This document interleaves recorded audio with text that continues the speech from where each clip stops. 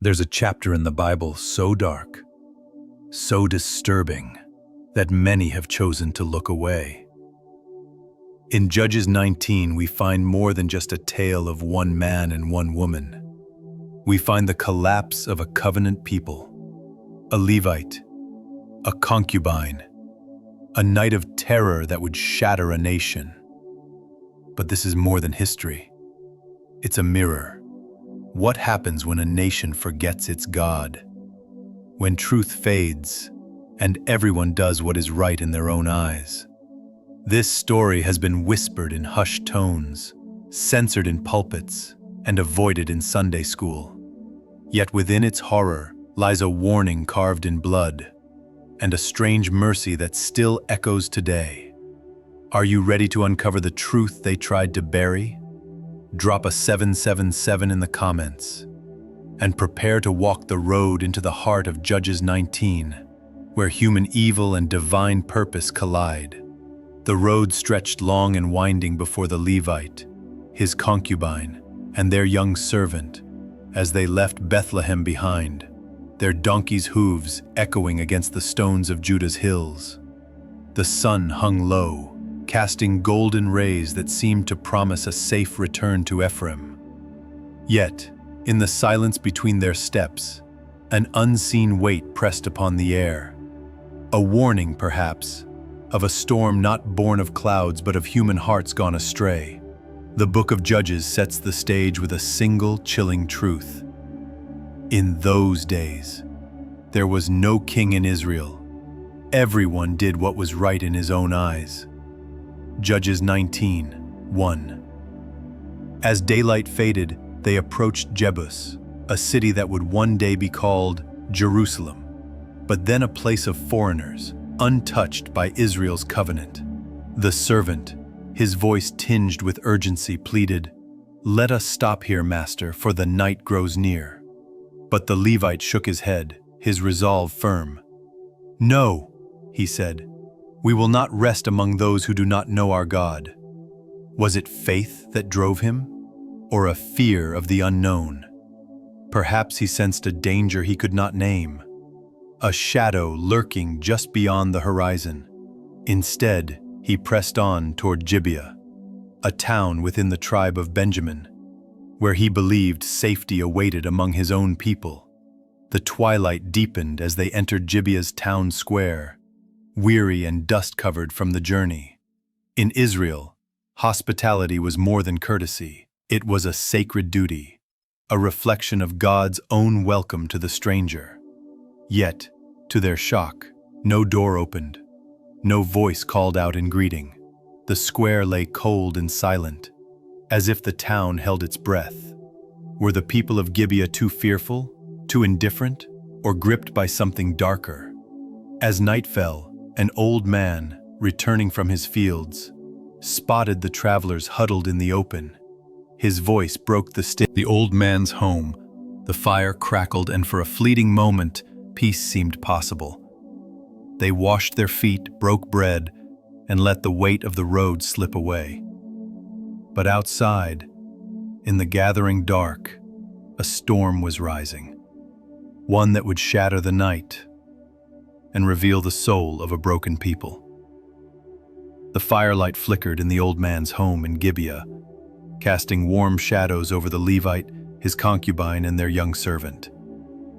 For a moment, the world outside seemed to fade, the weariness of the road replaced by the simple comfort of bread and a roof. The old man's hospitality was a balm, a reminder of the covenant that bound Israel to honor the stranger. But the peace was fragile, a thin veil over a town already rotting from within. As they sat, perhaps sharing quiet words or a fleeting laugh, the night outside grew thick with malice. A sudden thunderous knock shattered the stillness. Then another, louder, until fists pounded the wooden door like a drumbeat of war.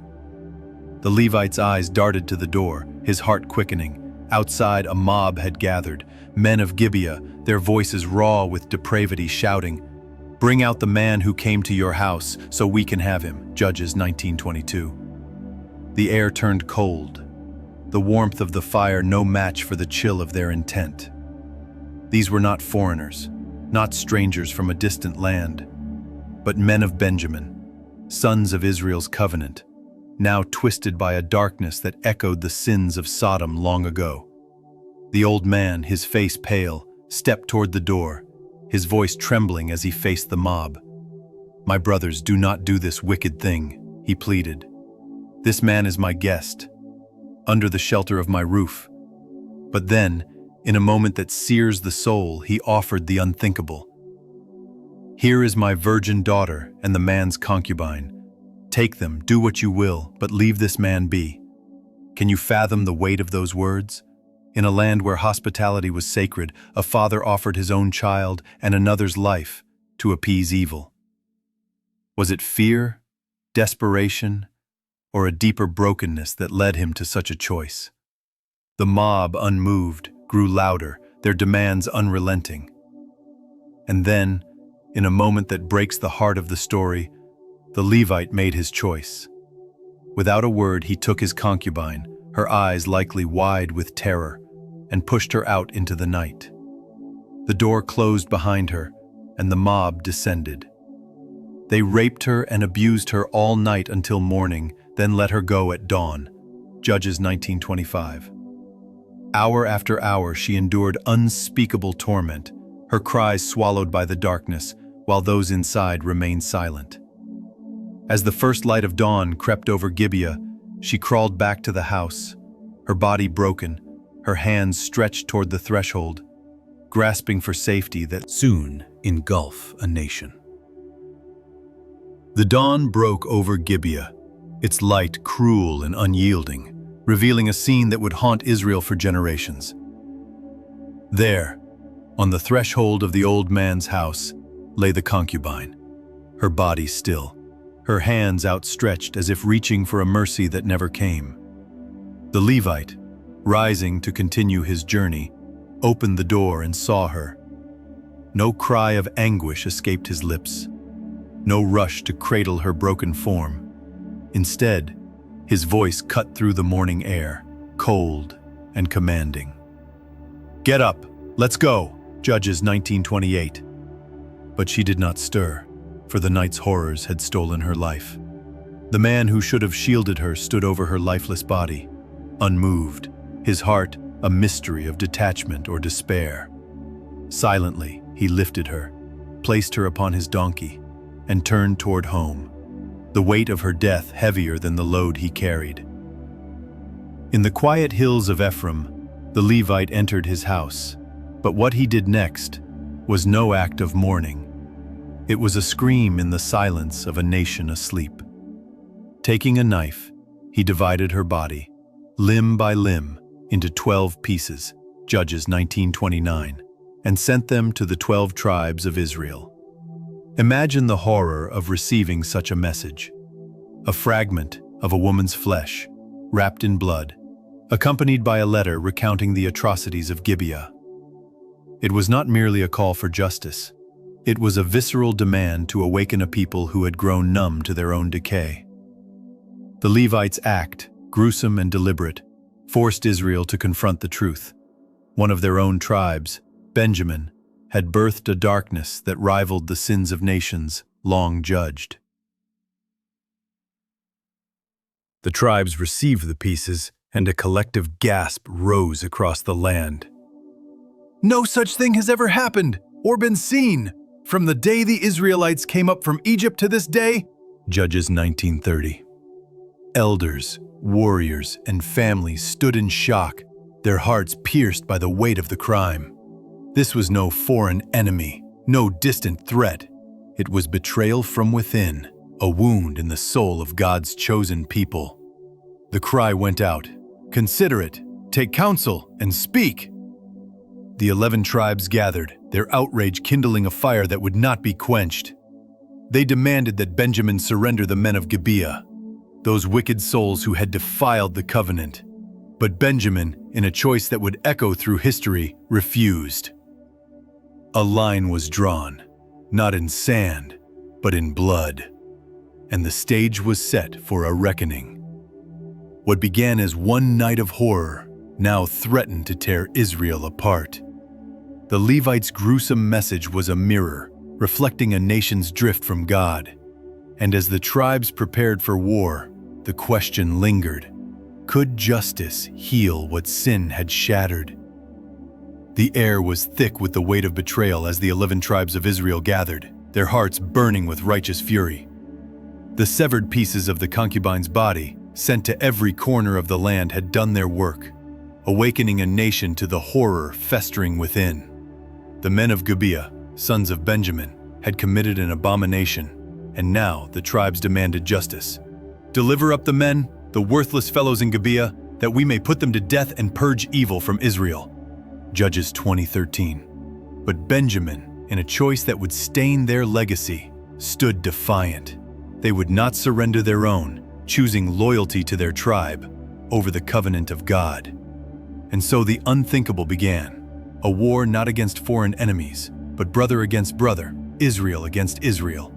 The battlefields of the Promised Land became a crucible of blood and sorrow. Tens of thousands fell, warriors, fathers, sons, caught in a conflict born of sin and pride.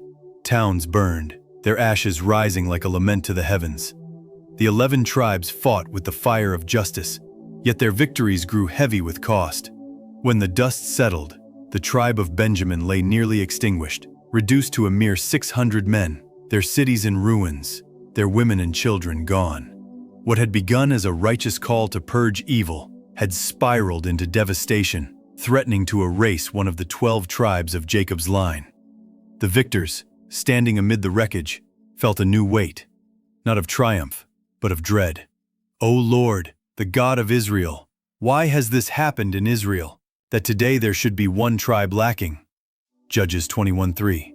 Their cry was not just for Benjamin, but for the soul of a nation, fractured by its own hand. In their grief, the 11 tribes faced a new crisis. The surviving Benjamites had no wives to rebuild their line. And Benjamin, yet the thought of a tribe vanishing gnawed at their hearts. So, in a desperate bid to mend what war had torn, they turned to Jabesh-Gilead, a clan that had not joined the fight. With ruthless precision, they struck the town, sparing only 400 virgin women, whom they gave to the Benjamites. But 200 men remained without wives. And here, human logic twisted further. The tribes devised a plan. During a festival at Shiloh, the Benjamites would lie in wait, kidnapping young women as they danced in celebration. "Go and lie in ambush in the vineyards, and each of you sees a wife." Judges 21:20-21. What should have been a moment of joy became a theft of futures, a stark reminder of how far Israel had fallen. The war was over, but the wounds remained, bleeding into the very fabric of the nation. And yet, even in this chaos, a faint whisper of grace began to stir, pointing to a hope beyond the ruin. The land of Israel lay scarred, its people haunted by the echoes of their own choices.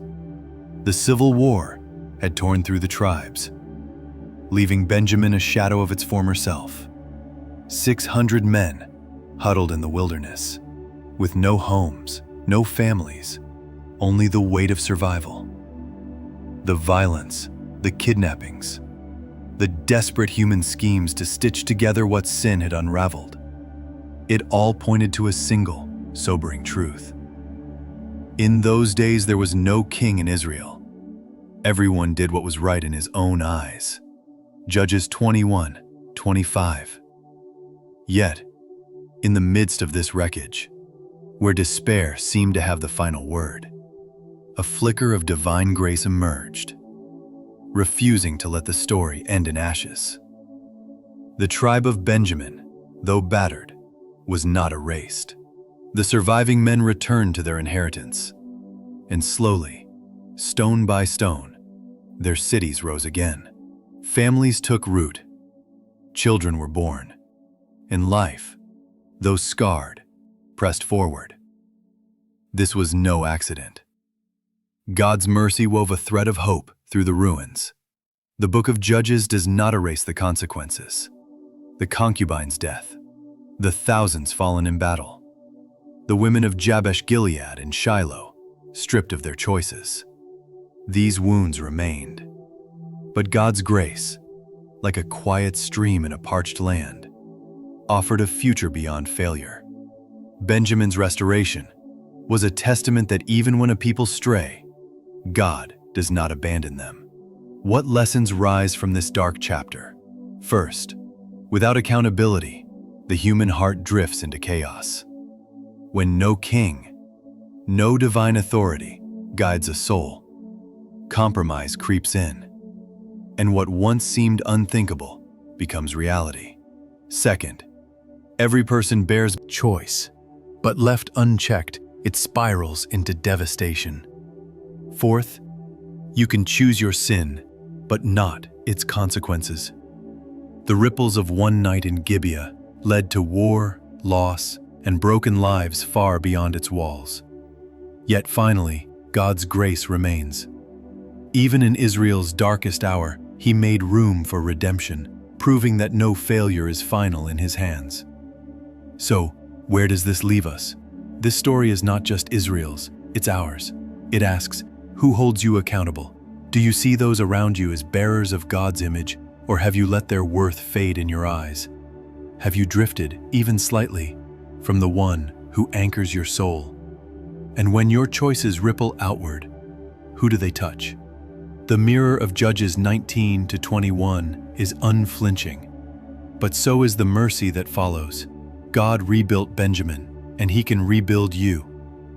If this story has stirred your heart, don't let it pass. Reflect on it. Share it.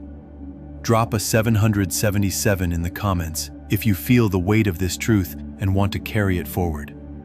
Like this video, subscribe, and pass this message to someone who needs to know. Even in our deepest failures, God's grace is still writing the story. May you walk with Him as your King, now and always.